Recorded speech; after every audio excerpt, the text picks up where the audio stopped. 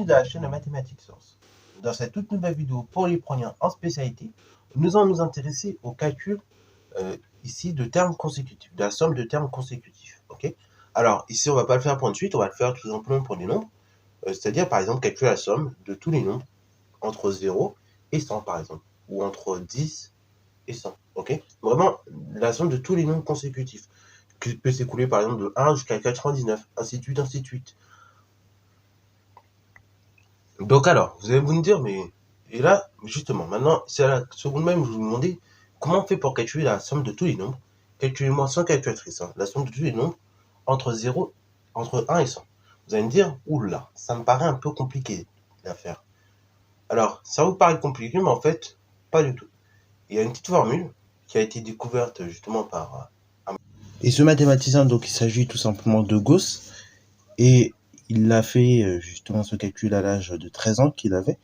Et en réalité, ce calcul-là, qui a permis donc de découvrir cette formule que je vais vous montrer dans quelques secondes, il l'a fait à l'âge de 13 ans et on lui avait posé exactement la même question que je viens de vous poser à quelques secondes, c'est-à-dire donc de calculer la somme des termes, des nombres entiers naturels entre 1 et 100. Et donc la plupart du temps, les élèves, ils prenaient beaucoup de temps et s'embêtaient à additionner les nombres les uns à la suite des autres. Et Euler, lui, il a eu l'idée de regrouper certains nombres ensemble. Et en regroupant certains nombres ensemble, le premier et dernier à chaque fois, et ben, il trouvait à chaque fois, donc tout simplement, un même nombre constant. Et à un moment donné, il a vu qu'il fallait le multiplier par tout simplement 51, et par 50 ou 51. Et après, donc, il l'a divisé par 2. Et c'est ainsi donc que la formule a pu être découverte.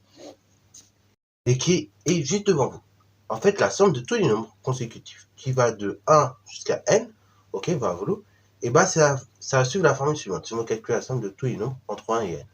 En fait, ça va être tout simplement, le nombre de termes, ok, va à volo.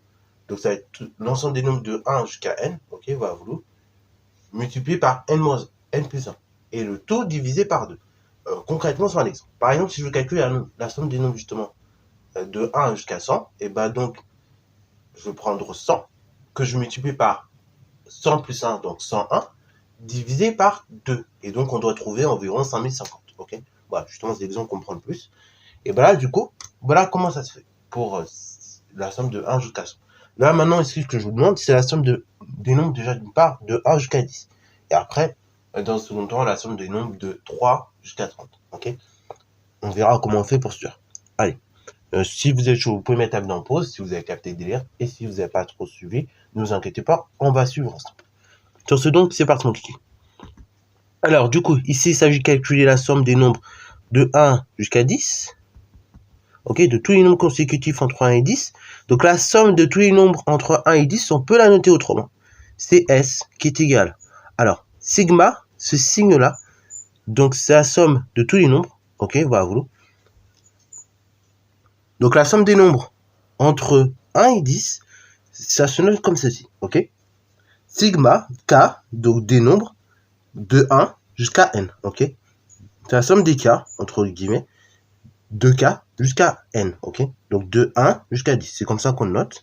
Et donc c'est égal, on a dit, de 1 jusqu'à 10, ben on a 10 nombres, multiplié par 11, ou bien 10 plus 1, si vous voulez vraiment bien appliquer la formule, divisé par 2.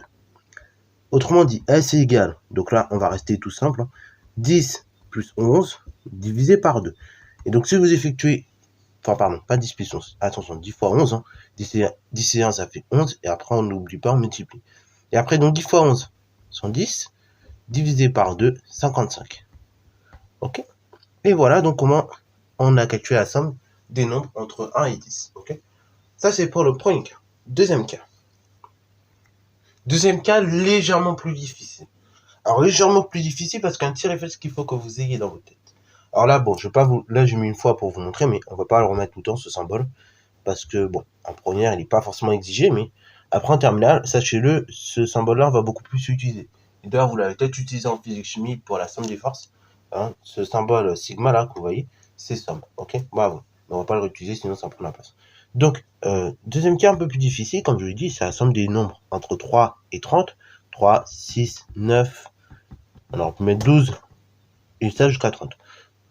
Donc, du coup, là, un peu plus difficile ce cas parce qu'il faut repérer un petit truc.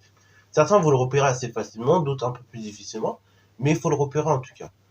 Bah, 3, comment on peut le décomposer? 3. Allez, on va décomposer tranquillement. Donc, S' égale.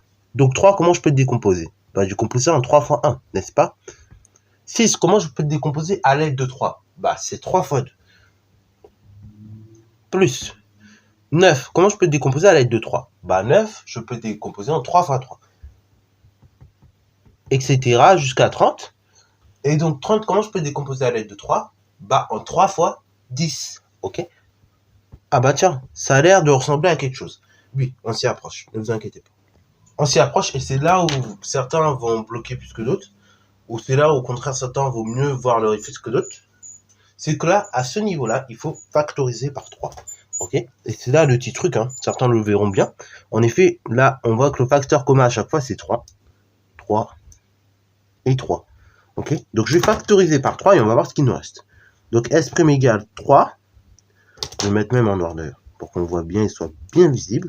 Facteur de 1 plus 2 plus 3, etc. jusqu'à 10. Ah bah tiens, 1 plus 2 plus 3, etc. jusqu'à 10. Eh bah ça a l'air de ressembler à ce qu'on a fait ici. C'est la somme de tous les nombres entre 1 et 10 et multiplié par 3.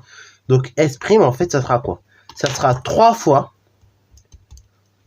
la somme de tous les nombres entre 1 et 10.